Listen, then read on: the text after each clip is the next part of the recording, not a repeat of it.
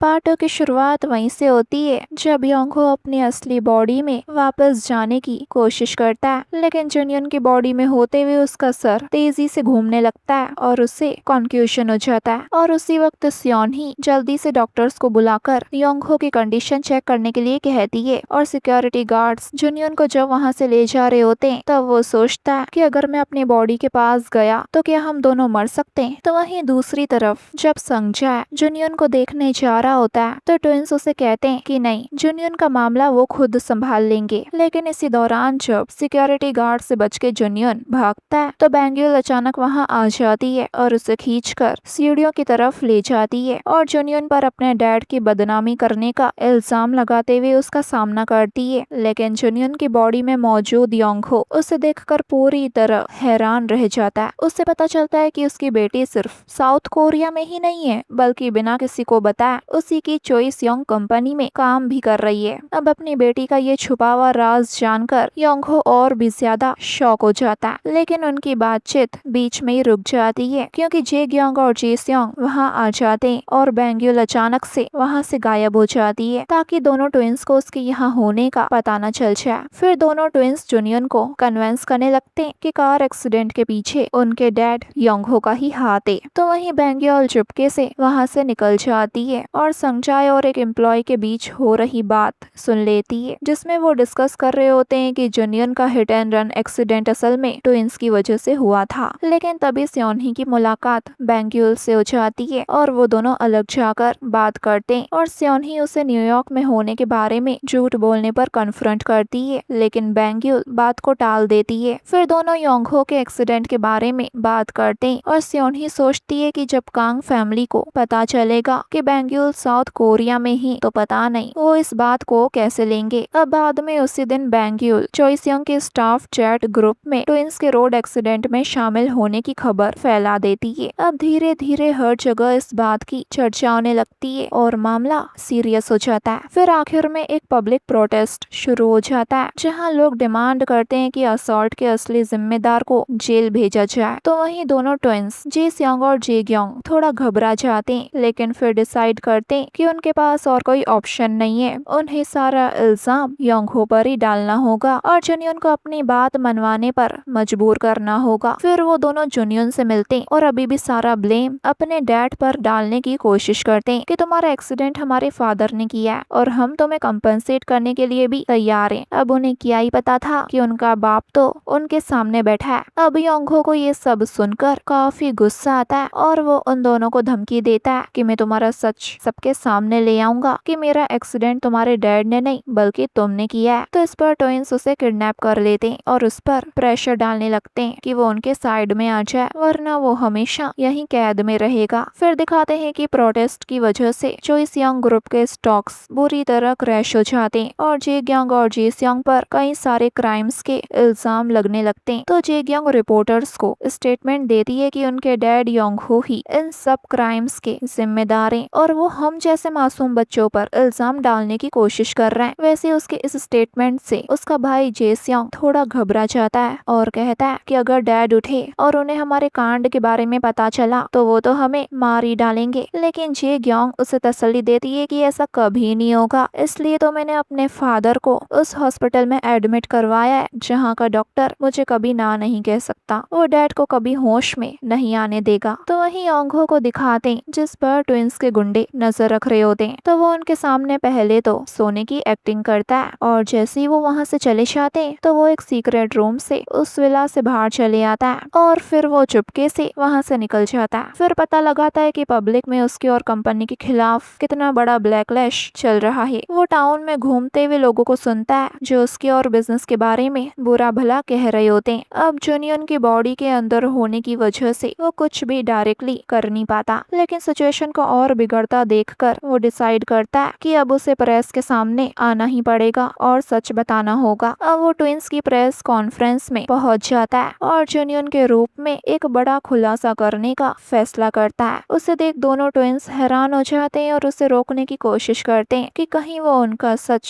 सबको बता न दे। लेकिन जब जुनियन ये बताते हुए कंफर्म करता है कि सिर्फ योंगहो ही वो इंसान है जिसने उसे गाड़ी से टक्कर मारी थी और बाकी किसी और इंसान का उससे कुछ लेना देना नहीं नहीं है तो सब हैरान हो जाते हैं। लेकिन मीडिया का सामना करने के दौरान योंग हो अपना पुराना एक्सीडेंट याद करता है और बताता है कि कैसे उसने उस वक्त भी खुद को संभाल कर अपनी कंपनी चॉइसयोंग के लिए अपना सब कुछ झोंक दिया था। अब आखिर में योंग हो अपने मन में कहता है कि चॉइसयोंग को बचाने के लिए मैं अपने आप को 100 बार किया, लाखों बार सेक्रीफाइस करने के लिए तैयार हूँ। अब ट्विंस इस रिविलेशन और जुनियन के अचानक बदले हुए फैसले से शॉक हो जाते हैं और सबके सामने आकर वो दोनों अपने डैड की तरफ से उससे माफी मांगते हैं और उसे कंपनसेशन के थ्रू फाइनेंशियल सपोर्ट देने का प्रॉमिस करते हैं। तभी संजय रिपोर्टर्स के बीच बैंग्यूल को जाते हुए देख लेता है और सोच में पड़ जाता है कि वो यहाँ क्या कर रही है। और जब ये बात जानने के लिए वो उसके पीछे जाता है तो बैंग्यूल उससे कहती है कि वो उसके यहाँ होने के बारे में उसके भाई बहन को ना बताए, यानी कि ये बात सीक्रेट रखे। तो वहीं योंग हो को दिखाते जो जुनियन के घर पहुँचता है और अपनी नई जिंदगी को समझने की कोशिश करता है। और जब वो वहाँ के लिविंग कंडीशंस को ऑब्जर्व कर ही रहा होता है कि तभी अचानक उसे कॉकरोच देख लेता है और उसे हाय बोलने के लिए उसके पास आता ही है कि योंग हो डर के मारे बेचारा वहाँ से भाग जाता है और अपने आप से वादा करता है कि वो कभी यहाँ पे वापस नहीं आएगा। लेकिन इस दौरान उसे रियलाइज होता है कि अब वो एक जवान की तरह तेजी से दौड़ सकता है। तो वो बहुत खुश हो जाता है और फिर वो हॉस्पिटल की तरफ जाता है अपनी केन यानी छड़ी लेने के लिए, जिसमें उसके सीक्रेट वॉल्ट की चाबी छुपी होती है। तो वहीं ट्विंस को दिखाते हैं जो जुनियन के स्टेटमेंट के बारे में बातें करते हुए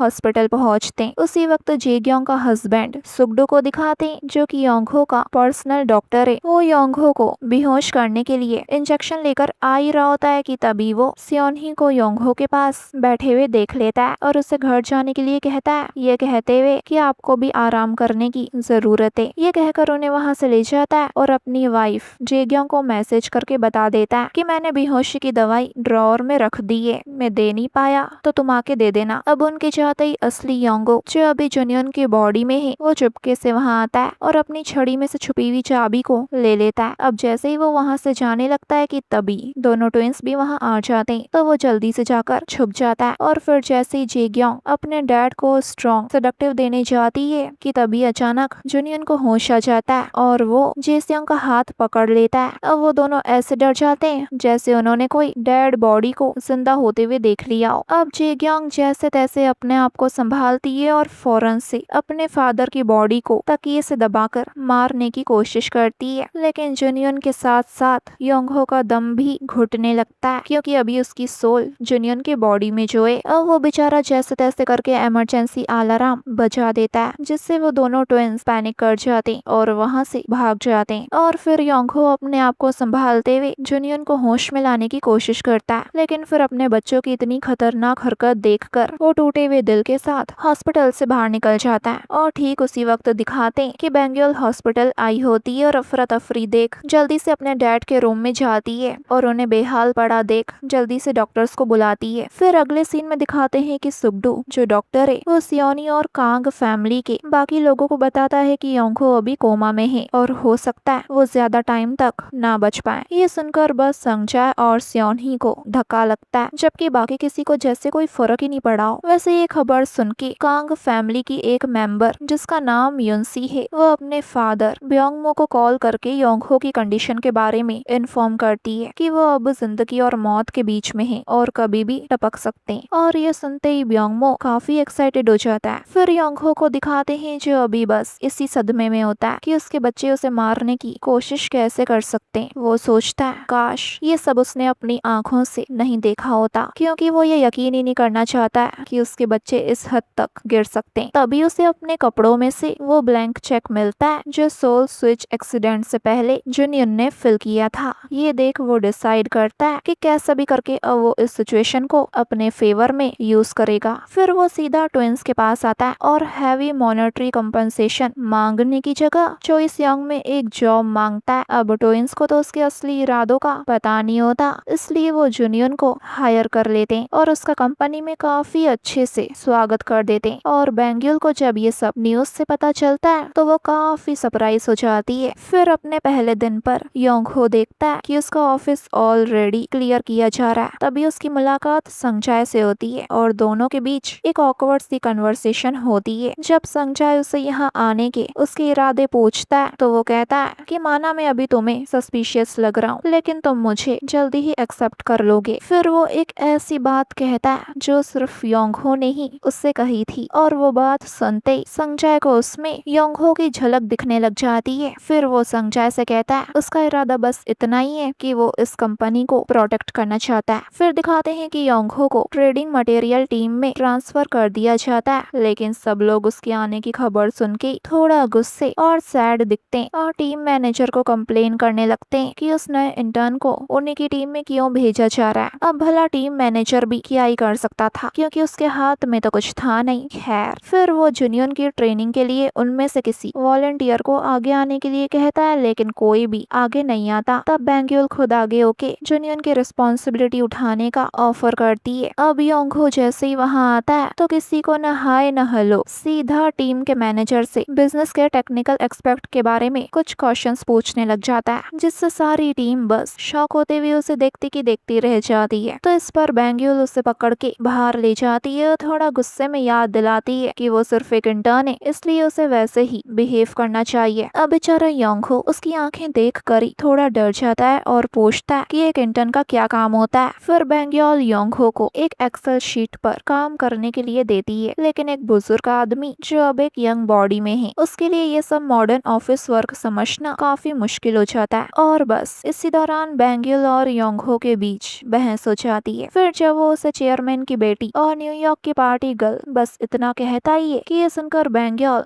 गुस्से में आ जाती है और उसका मुंह बंद करके उसे घसीट कर सीढ़ियों की तरफ ले जाती है और धमकी देते हुए कहती है कि अपनी हद में रहो। उसे लगता है कि ये सारी पर्सनल इंफॉर्मेशन ट्विंस ने जुनियन को बताई होगी, इसलिए वो और भी ज्यादा सस्पिशियस हो जाती है। अब बैंग्यूल बार बार सोचती है कि आखिर ट्विंस ने उसके फादर के साथ ऐसा किया होगा, लेकिन योंगहो उसे समझाता है और कहता है कि वो इस बात की ज्यादा चिंता ना करे। अब बाद में जब योंगहो टीम मैनेजर बॉन्की से बैंग्यूल के कंपनी में परफॉर्मेंस के बारे में पूछता है, तो वो उसकी तारीफ करते हुए बताता है कि बैंग्यूल पूरी टीम के लिए बहुत ही डिपेंडेबल और भरोसेमंद एम्प्लॉई है। उसके मुताबिक टीम के मुश्किल से मुश्किल काम में भी बैंग्यूल हमेशा सबका साथ देती है। उसे पता होता है कि कौन से एम्प्लॉय को किस चीज की कब जरूरत है, तो वो तुरंत टाइम पे उसे वो चीज लाकर दे देती है और कंपनी के हर टीम डिनर को भी ज्वाइन करती है और वहाँ सबके लिए ड्रिंक्स भी बनाती है। लेकिन ये सब सुनने के बाद योंगहो नाराज हो जाता है और बॉन्की पर चिल्लाने लगता है। वो उसे डांटते हुए कहता है कि एक इंटर्न से नौकर की तरह काम करवाना बिल्कुल गलत है। तो वहीं योंगहो का अचानक गुस्सा देखकर बॉन्की भी डर जाता है। अब बाद में शाम को जब पूरी टीम डिनर के लिए निकलने लगती है, तो योंगहो सबको बताता है कि वो नहीं जाएगा। वो कहता है कि उसे रुककर अपने एक्सेल शीट का काम पूरा करना है, इसलिए वो ऑफिस में ही रहने वाला है। इसलिए अब उसे छोड़ सब डिनर के लिए आ जाते हैं और डिनर के दौरान बैंग्यूल चुपके चुपके अपने हाफ सिबलिंग्स के बारे में जानकारी इकट्ठा करने की कोशिश करती है। तो वहीं जब ऑफिस पूरी तरह खाली हो जाता है, तो योंगहो अपने सीक्रेट वैल्यूड की तरफ जाता है और वहाँ उसे अपने वीवीआईपी अपार्टमेंट का की कार्ड मिल जाता है। वो अपार्टमेंट पहुंचकर अच्छे से नहाता है, फिर थोड़ी देर आराम करता है और फिर एक महंगा और स्टाइलिश सूट पहनकर बाहर निकलता है। उसके बाद योंगहो हॉस्पिटल आता है और वहाँ काम करने वाली एक नर्स जिसका नाम सॉन्ग है, वो उसे काफी बड़ी रकम देते हुए कहता है कि मुझे तुमसे 5 मिनट कुछ बात करनी है। फिर दोनों अकेले में मिलते हैं और योंगहो उससे कहता है कि वो उसके लिए काम करे और बदले में उसे अच्छा पैसा मिलेगा। योंगहो उससे ये भी प्रॉमिस करता है कि अगर वो उसे योंगहो यानी जो अभी कोमा में है उसकी कंडीशन और जो उसका पर्सनल डॉक्टर सुबडो है उसकी एक्टिविटीज के बारे में टाइम टू टाइम अपडेट्स देती रहेगी, तो उसे अच्छी पेमेंट मिलेगी। तब वो नर्स सॉन्ग उसे एक इम्पोर्टेंट बात बताती है। वो कहती है कि योंगहो की फिजिकल हेल्थ में कोई बड़ी प्रॉब्लम नहीं है, लेकिन उसके ब्रेन और नर्वस सिस्टम से जुड़ी कुछ न्यूरोलॉजिकल इश्यूज हैं, जिनकी वजह से उसकी कंडीशन सीरियस बनी हुई है। ये सुनकर योंगहो उससे कहता है कि वो योंगहो यानी जो अभी कोमा में है उसकी तरफ से एक नोट उसके सेक्रेटरी संजय तक पहुंचा दे। अब नर्स उसके कहे मुताबिक वैसा ही करती है और जब संजय वो नोट पढ़ता है तो वो पूरी तरह शॉक हो जाता है, क्योंकि उसमें लिखी बातें सिर्फ असली योंगहो ही जानता है। बाद में उसी दिन बैंग्यूल जुनियन को आने वाली प्रेजेंटेशन पर उसके साथ काम करने के लिए कहती है। तो ये देखकर योंगहो मजाक में सोचने लगता है कि कहीं उसकी बेटी को जुनियन पर क्रश तो नहीं है, लेकिन बैंग्यूल उसकी इस बात को पूरी तरह इग्नोर कर देती है और बिना टाइम वेस्ट किए प्रेजेंटेशन की तैयारी में लग जाती है। फिर बाद में बैंग्यूल और जुनियन मिलकर जेसियोंग के सामने अपनी प्रेजेंटेशन देते और प्रेजेंटेशन के दौरान योंगहो बैंग्यूल से माइक लेके इधर उधर की बातें छोड़ सीधा टीम को सजेस्ट करता है कि उनकी कंपनी को उन 3 कंपनी से सारे रिश्ते तोड़ देने चाहिए जो इस कंपनी के रेवेन्यू को नुकसान पहुंचा रही हैं। अब जैसे ही उसके मुंह से उन तीनों कंपनीज के नाम सुनता है तो बुरी तरह शॉक हो जाता है। वो तुरंत मीटिंग रूम से बाहर निकल जाता है और सोचने लगता है कि आखिर एक सिंपल इंटर्न को कैसे पता चल गया कि ये कंपनीज उसके सीक्रेट स्लश फंड्स चैनल से। तो वहीं बैंग्यूल भी हैरान रह जाती है और उसे समझ नहीं आता कि जुनियन आखिरकार कर क्या रहा है और उसके पास इतनी कॉन्फिडेंशियल इंफॉर्मेशन कहाँ से आ गई भला। तो वहीं संगचा योंगहो जो अभी कोमा में ही उसकी तरफ से एक बोर्ड मीटिंग बुलाता है और मीटिंग में वो योंगहो का मैसेज सबके सामने पढ़कर सुनाता है जिसमें संगचाय को कंपनी का एक्टिंग सीईओ अपॉइंट किया गया होता है। इसके बाद संगचाय एक और बड़ी अनाउंसमेंट करता है। वो कहता है कि चॉइस यंग में अगला सीईओ सिर्फ फैमिली बैकग्राउंड की वजह से नहीं बनेगा। कंपनी का कोई भी एम्प्लॉय अपनी मेहनत और परफॉर्मेंस के दम पर नेक्स्ट सीईओ बन सकता है। अब ये बात सुनकर बोर्ड मेंबर्स और कांग फैमिली के सभी लोग हैरान रह जाते हैं क्योंकि इस अनाउंसमेंट से कंपनी के पावर बैलेंस में बड़ा बदलाव आ सकता है। वैसे अभी सभी लोग इसी शौक से बाहर निकले ही नहीं होते कि तभी जुनियन अचानक मीटिंग रूम में घुस आता है और सबके सामने कॉन्फिडेंटली डिक्लेयर करता है कि अगर नए रूल्स के मुताबिक कंपनी का कोई भी एम्प्लॉय अपनी मेरिट के बेसिस पर सीईओ बन सकता है तो फिर वो भी अगला सीईओ बनने के लिए एलिजिबल है। और ये सुनकर सभी को एक और झटका लग जाता है और इसी मोमेंट पर ये पार्ट पूरा होता है गाइस।